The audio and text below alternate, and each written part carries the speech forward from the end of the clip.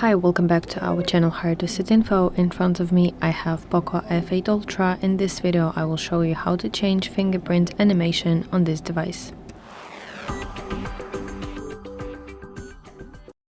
So let's go to settings, and you want to go to section fingerprints, face data and screen lock.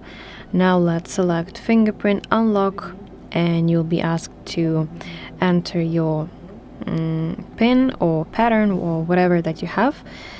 And now let's proceed with fingerprint recognition, and here you will see the list of animations that are available. Additionally, you can, if you want, you can download some of those options and simply tap on animation that you prefer, and it will be changed automatically after you tap it.